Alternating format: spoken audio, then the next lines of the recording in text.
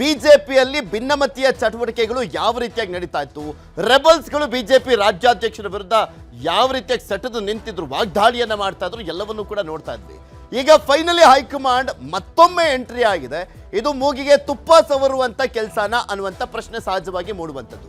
ಯಾಕೆ high command entry ಆಗಿದೆ ಅಂತ ಹೇಳ್ತಾ ಇದ್ದೀನಿ ಅಂದ್ರೆ, ಬಸನಗೌಡ ಪಾಟೀಲ್ ಯತ್ನಾಳ್ ಅವರಿಗೆ ನೋಟಿಸ್ ಅನ್ನ ಕೊಡ್ಲಾಗಿರುವಂತದ್ದು. ಕೇಂದ್ರೀಯ ಶಿಸ್ತು ಸಮಿತಿ ಬಿಜೆಪಿಯಿಂದ ನೋಟಿಸ್ ಅನ್ನ ಕೊಡ್ಲಾಗಿದೆ.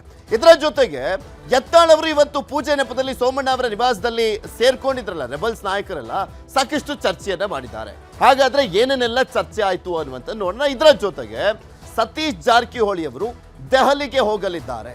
ನಿನ್ನೆ ಅಷ್ಟೇ ಕಾಂಗ್ರೆಸ್ನಲ್ಲಿ ಬೆಳವಣಿಗೆಗಳಾಗಿದ್ದನ್ನ ಗಮನಿಸ್ತಾ ಇದ್ವಿ. ದಲಿತ ಸಚಿವರುಗಳೆಲ್ಲ ಒಂದೆಡೆ ಸೇರ್ಕೊಂಡು ಸಾಕಷ್ಟು ಚರ್ಚೆಯನ್ನ ಮಾಡಿದ್ರು. ಪರಮೇಶ್ವರ್ ಮಹದೇವಪ್ಪ ಅವರು ಹಾಗೆ ಸತೀಶ್ ಜಾರಕಿಹೊಳಿ ಅವರೆಲ್ಲ ಏನ್ ಚರ್ಚೆ ಆಯ್ತು, ಹಾಗೆ ಈಗ ದಲಿತಾಸ್ತ್ರವನ್ನ DK ಶಿವಕುಮಾರ್ ಅವರ ವಿರುದ್ಧ ಯಾವ ರೀತಿಯ ಪ್ರಯೋಗ ಮಾಡಲಿಕ್ಕೆ ಮುಂದಾಗಿದ್ದಾರೆ, ಇದರ ಕಂಪ್ಲೀಟ್ ರಿಪೋರ್ಟ್ ನಿಮ್ಮ ಮುಂದೆ ಇಡ್ತಾ ಹೋಗ್ತೀನಿ. ಆದ್ರೆ ಅದಕ್ಕೂ ಮುಂಚೆ ಚದುರಂಗದ ಹೆಡ್ಲೈನ್ಸ್ ನೋಡ್ಕೊಂಬೇಡ. ಬಿಜೆಪಿಯ ಹಿರಿಯ ಶಾಸಕ ಬಸನಗೌಡ ಪಾಟೀಲ್ ಯತ್ನಾಳ್ಗೆ ನೋಟಿಸ್. ದೆಹಲಿಯಲ್ಲಿರುವಂತ ಸಂದರ್ಭದಲ್ಲೇ ತಟ್ಟಿದ ಬಿಸಿ. ಖುದ್ದು ಹಾಜರಾಗಿ ವಿವರಣೆ ನೀಡುವಂತೆ ಸೂಚನೆ.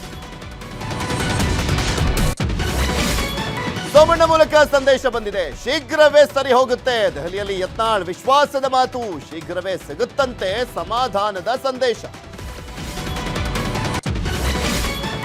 ಬಿಜೆಪಿಯಂತೆಯೇ ದೆಹಲಿಗೆ ಮುಟ್ಟಿದ ಕಾಂಗ್ರೆಸ್ ಕದನ. ದಾವಣಗೆರೆ ಮೀಟಿಂಗ್ನ ಸಂದೇಶ ಹೊತ್ತು ತಂದ ಸತೀಶ್. ಸಮಯ ಸಿಕ್ಕರೆ ಎಲ್ಲವನ್ನೂ ಹೇಳ್ತೇವೆ ಎಂದ ಮಿನಿಸ್ಟರ್.